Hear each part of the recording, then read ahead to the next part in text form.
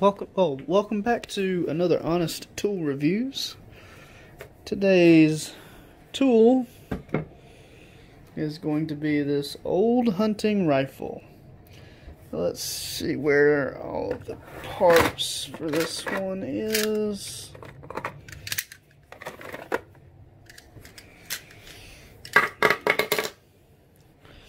Let's make sure we can do this video correctly.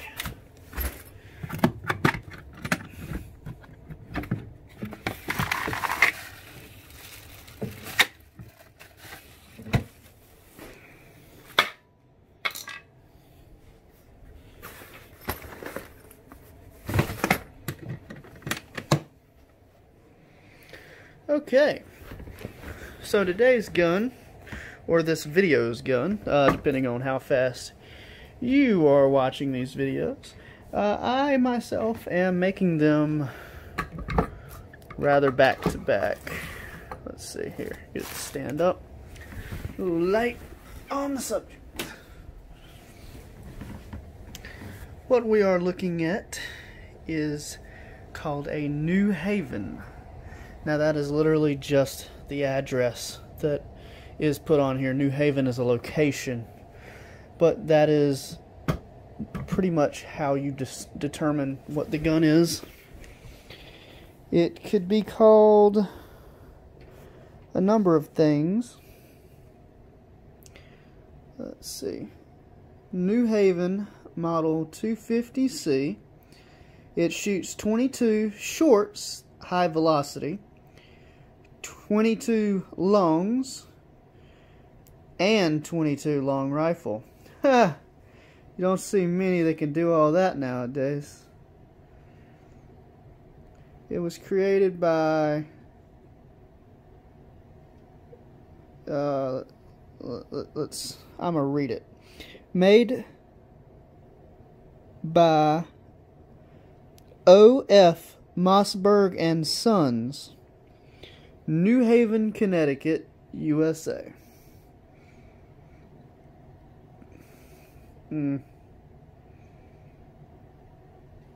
There we go. Alright, so do you just call it the Model 250C? No, I don't. That's the answer to that question is I don't call it the Model 250C. I call it the New Haven 250C. And the reason I call this the New Haven 250C is because this gun was manufactured back in 1965 to 1975, somewhere along in there. And this gun shoots shorts and longs, making it for most people one of the most well, back then it was the most sought after rifle, because let's be honest with you, if you can shoot a whole bunch of different things from your rifle, you don't have to worry as much about what bullets you're buying.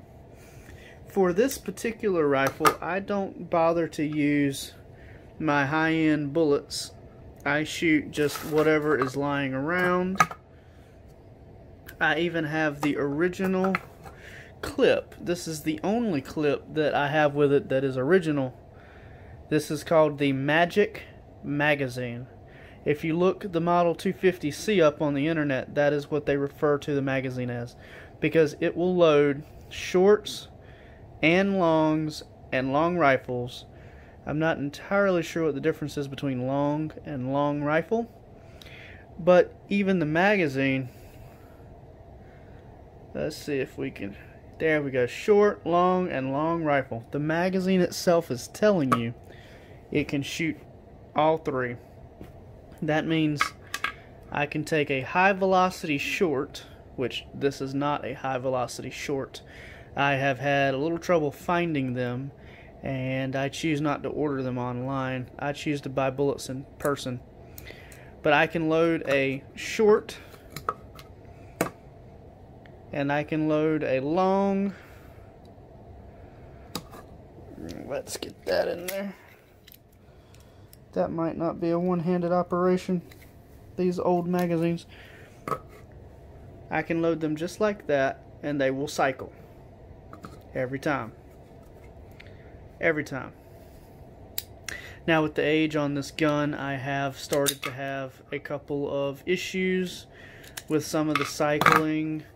Some of the injecting in general has become a problem. I think there's a problem inside the gun, not the magazine, not the bullets. As you can see, I have 3 aftermarket magazines, and they're good. You would think that they're not good, and that's because the problem inside the gun has started to become an issue.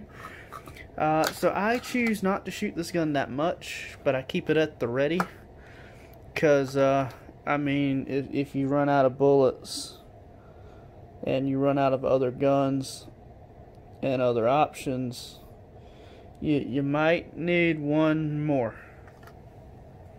You know, if you run out of bullets and guns and other options, you would like to have one more left over. So I'm keeping my hands on this one. I do think it is workaroundable. If I shoot, I may get about I might can shoot 10 to 30 without it having a problem, and then I may get one jammed up. I've tried cleaning it to no real avail. I would expect a gun to be able to handle maybe 300 bullets before it fails once, and then after that maybe it continues to fail once every other 300 bullets. Let's lock that chamber open if we can.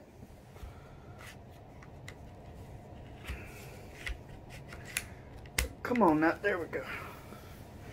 That was not a one-handed operation.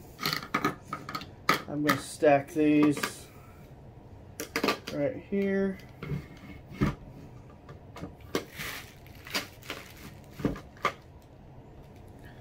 Okay, so this gun, you know, the breech is empty. You can kind of see a little shine. It's not in the best shape. You can see a little rust across the top up here.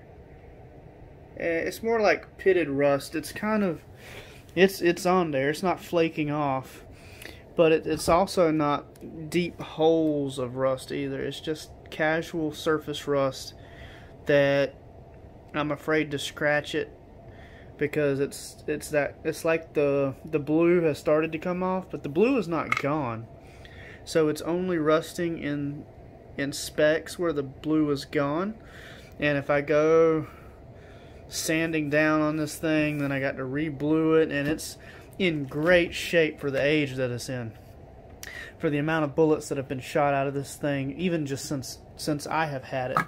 This gun has and will remain to be one of the better designed guns that I can imagine. Back in its day, up until now, of the old hunting rifle style. There, you put the magazine in, it just slides right in. It's got little clips on the back of the magazines that kind of guide it into where it's supposed to be, and then it clips in place via the clip, the metal clip right here that releases the magazine. If I press on that, let's see if I can do it one-handed. Ow. Okay. Sorry, I get my mechanic's hands in the way. Let's try to show you the operation.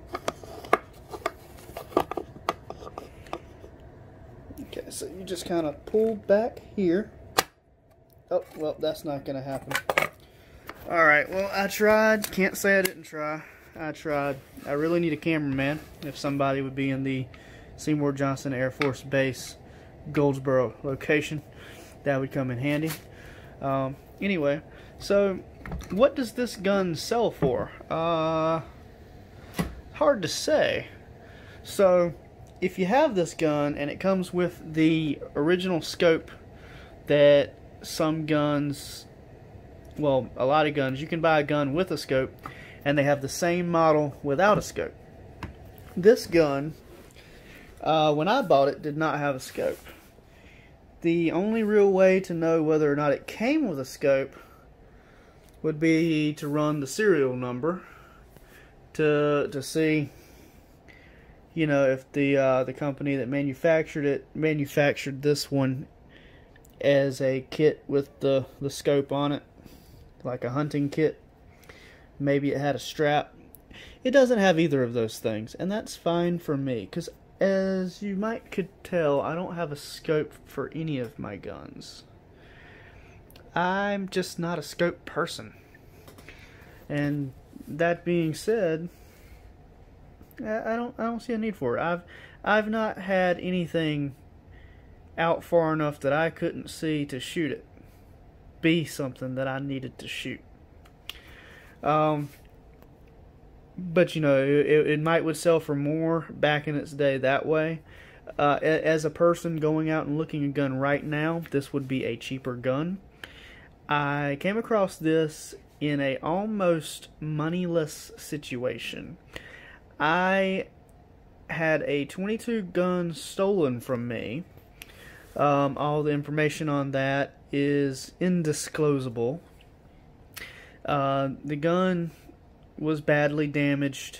The man had buried it in dirt in my yard and waited for me to call the police, have the report done, yada yada, before coming back to get it. He was in fact someone we knew. We didn't expect anything from him, yada yada, the whole 9 yards. Anyway, if something goes missing, it might be somebody that you know.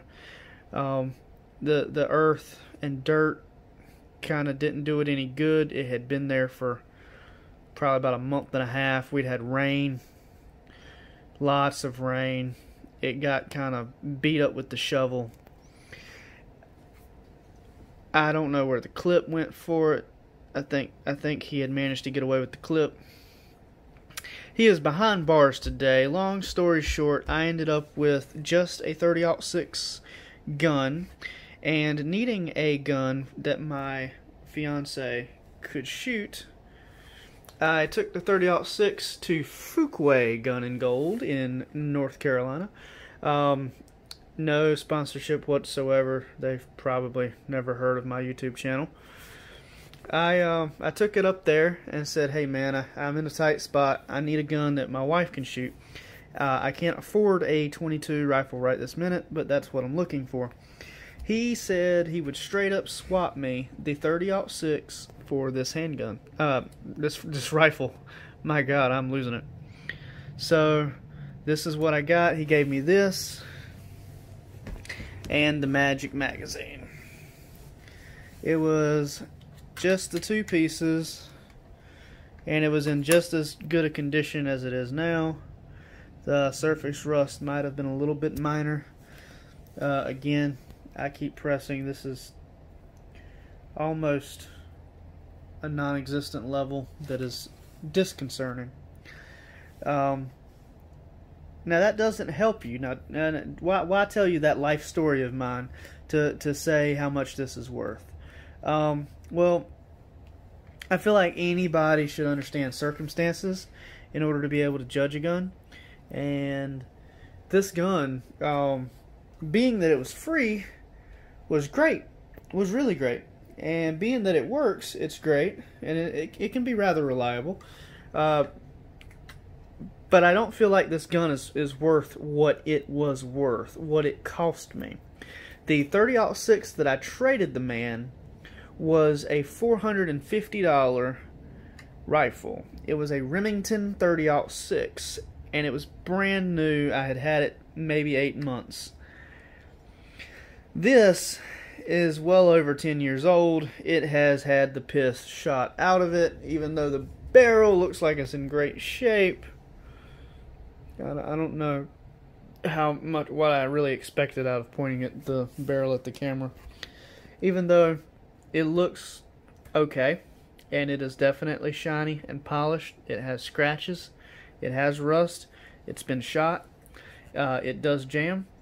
and its 7-round magazine is just a hindrance at the rifle range.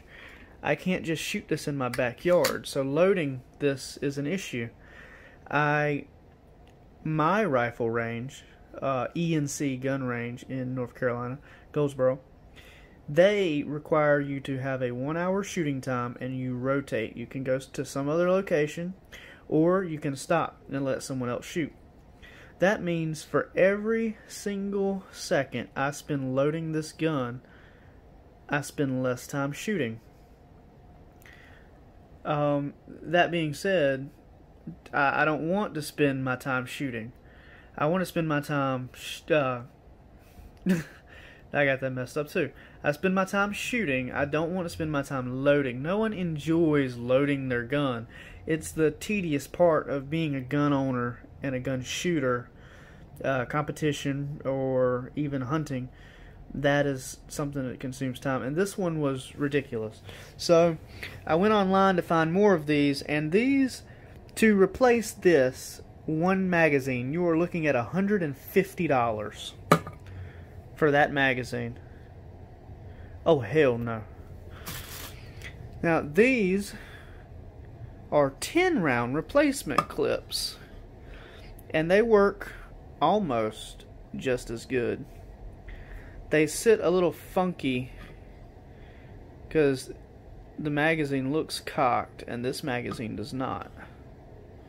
They sit a little funky in front of the gun, but they work great and they hold 10. I had to buy 3 of them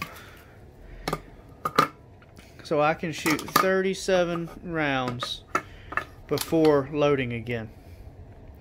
And that put me right square with using this gun at the range. So then the cost to actually buy the gun and what I needed would have been around $400, and this one was $30. This one, same guy, $30. This one, same guy, $30. That's $90, and this one came with it, so that doesn't cost anything. I had right at $500 invested in this gun, and for it to jam up and lock up and have scratches and have rust is not really the best situation. So I don't think it's worth what it's worth, but it's definitely a nice gun. And if someone could repair the insides and get it to where it's working mechanically, like you pull the trigger, pull the trigger, pull the trigger, pull the trigger, and you know it's not going to jam up except for every 300 shots or so, then you're good. But this one may jam up twice in 2 magazines or twice in 3 magazines. So it's not reliable. I would give this gun a 3 out of 5. No, I'm sorry. Let's give this gun a 2 out of 5. It had potential. It does not have potential while I own it. I can't honestly give it a great score simply because of my experience with it. And I do not want to be biased because it is a Mossberg, and I do not want to be biased because it's antique. Back in its heyday, it was probably great, but you're not going to buy one brand new out of the factory. You're buying one used like I am, and it is not a great gun anymore. It is a very revered gun. Again, you can shoot different ammos. Just keep in mind, they may not all cycle, and you may have some hang-ups. So we're just going to put this gun back on the rack, and we're gonna act like it never left the rack in the first place. I appreciate your watching, and I hope you have a great day.